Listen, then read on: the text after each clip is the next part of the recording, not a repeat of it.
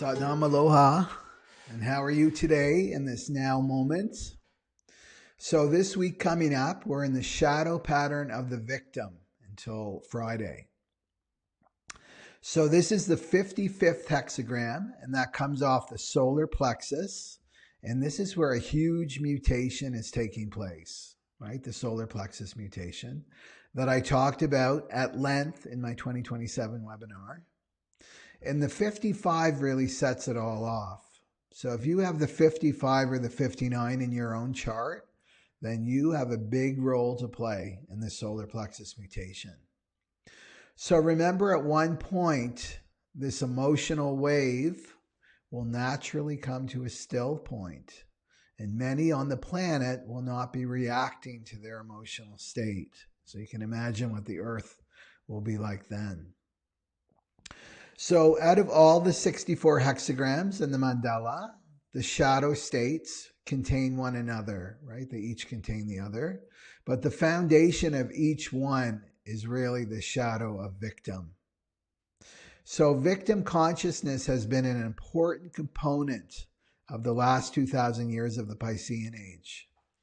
So the archetype of Pisces, we think of empathy, compassion, but the shadow state of Pisces is victimization and martyrdom. So victim consciousness has to leave for the Aquarian age. So collectively, we can see this easily playing out in the world if you just turn on your news. So especially if you've been following what's going on in Canada from people actually there or from alternative news sources. So victimization of peaceful protests through the shadow of limitation, the 60. Remember I talked about that? We've got Pluto in this shadow pattern until December 2025. So Pluto is just digging up the ugly truths, right? We've all been limited by outside authorities. We just didn't know that we were limited, right? So all of this is coming to the surface so that we can look at it. So let's look deeper into this shadow. Let's go to the essence. Let's go to the spiritual truth.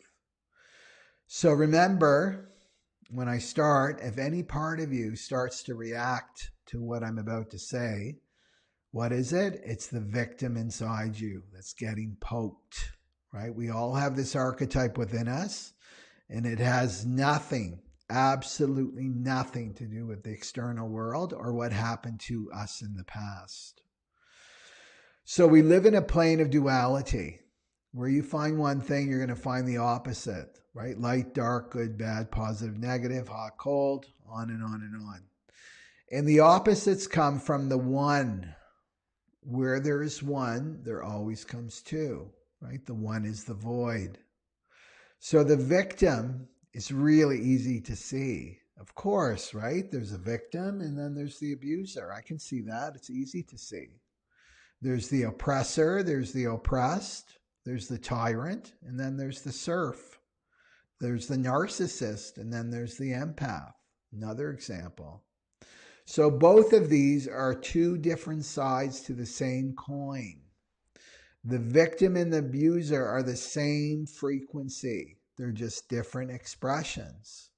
So you may say, and many will say, well, the abuser is bad and the victim is good. This is dualistic thinking, right? It's from our brain, the two walnut halves in our head, right? It's we see in duality. It's how we perceive. But the victim and the abuser, they need each other. It takes two to slam dance. So the polarity of both of them actually attract them to one another. It's the polarity that attracts them to one another.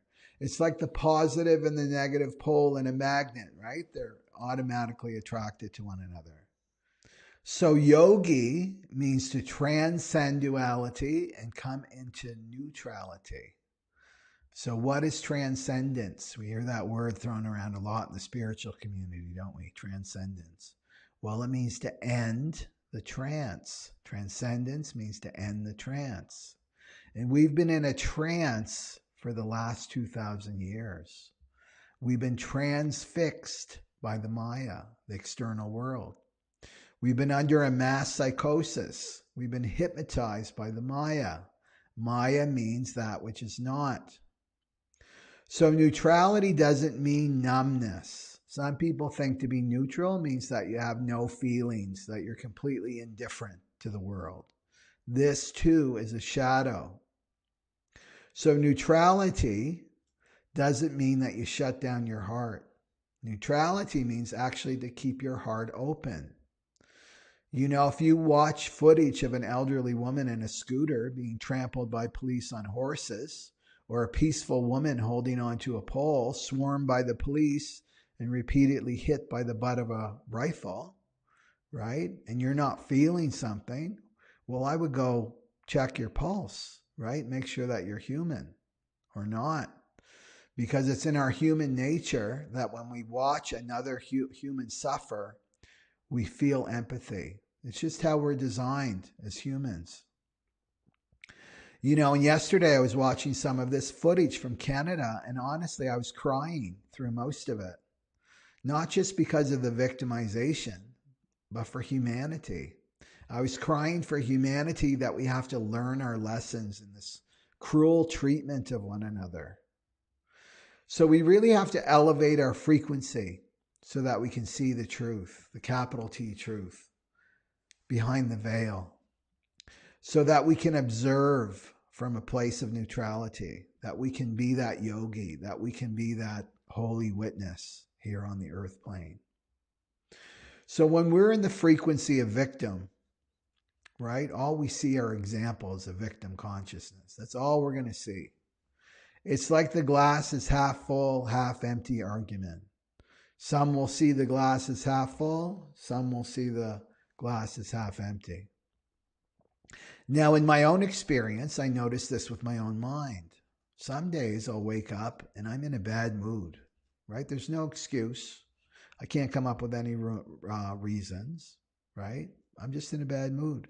This just means my emotional wave is low, right? My authority is the solar plexus. So this means I can't see clearly. You know, I'll be driving and it's beautiful here on Hawaii, right? No one will argue that, right? But I can't see it. I can't see it when I'm in a bad mood. And I'll actually think, I know it's beautiful here, but I'm not seeing it, right? My mood is affecting my perception. But I know it will pass, right? And then other times I can clearly see the beauty of this place, especially when I'm in a good mood, when my emotional wave is high. So to move out of victim consciousness is to know this too shall pass. This too shall pass. Your moods are like clouds that move in the sky. To move out of victim consciousness is to know without a doubt that nothing is as it seems. Nothing is as it seems. What we see on the surface of things, on the surface of life, is not the truth of what's really going on. And this is what we're learning through this time. Nothing is as it seems, right? For good or bad. So it really reminds me of a story, right?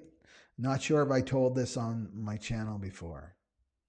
So I was living in Vancouver, British Columbia, and I worked in a seedy area of Vancouver, the downtown east side. You may have heard of it. They did a documentary on it. It's notorious for people that live there with drug addictions. So one day I was feeling sorry for this bum right across the street. He's begging for money. He's got dirty clothes, dirty hair, right? You got the picture.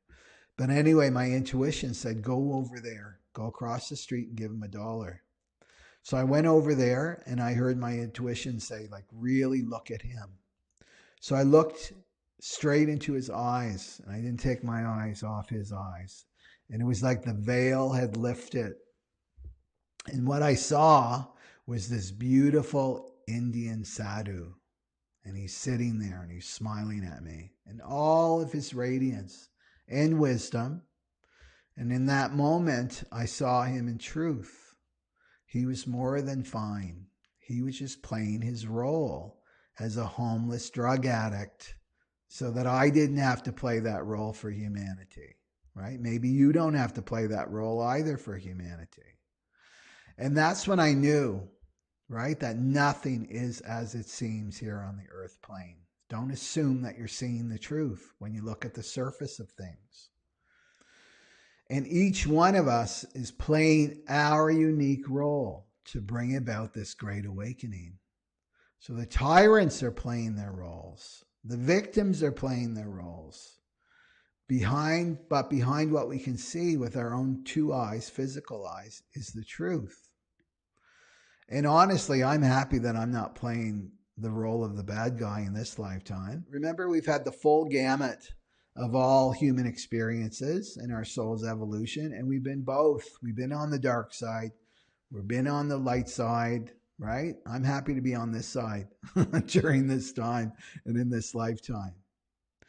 Right? So what's the truth? What's the capital T truth? What do we need to see beyond these two physical eyes? We need to see the truth and to know the truth that we are all eternal beings of light having human experiences. We're spiritual beings having human experiences. Eternal beings of light can neither be created nor destroyed. Eternal beings of light were never born and will never die. Yet these physical bodies will die. That's a guarantee. They can die, but not the real you. You can't die. You go on to other human experiences if that's required for your soul's growth. Or you go on to other experiences, maybe non-human, right? And maybe another species we don't even know about yet. That's the thing. We just keep moving on in our growth, our soul's evolution. So how can you say that you're a victim then? Can you really say, well, I'm a victim? No, you can't, right? Because nobody can really hurt you. The you within you. No one can touch that, right? So remember that each one of us is having the perfect experience that we need for our awakening. And it will look different for each person.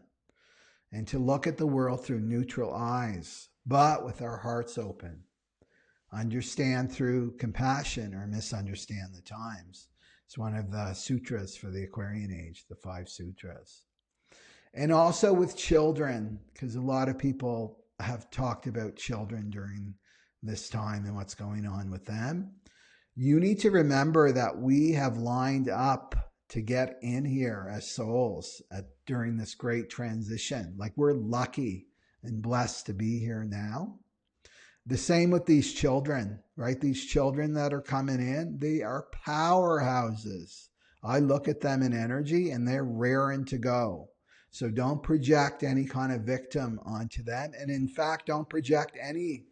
If you see someone as a victim, then you are projecting your own victim onto them, right? So remember that. Bring it back inside. The Aquarian age has come back inside.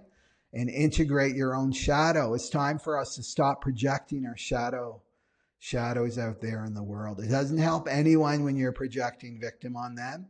All it means is you're not taking responsibility for your own victim, right? So remember that. It's like basic shadow work, and that's what my programs are about, right? Working with the shadow.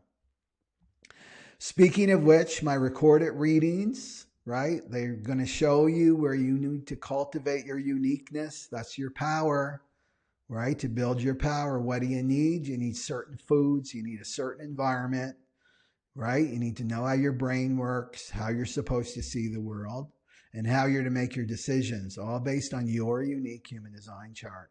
So still $25 off because I want to get all this information out to people. And it's over 1.5 hours long. So be sure to get yours if you haven't already. And if you have it, start working with this information, right? You'll notice that you'll start to grow and you'll decondition really fast, right? That's what I noticed when I started embracing this.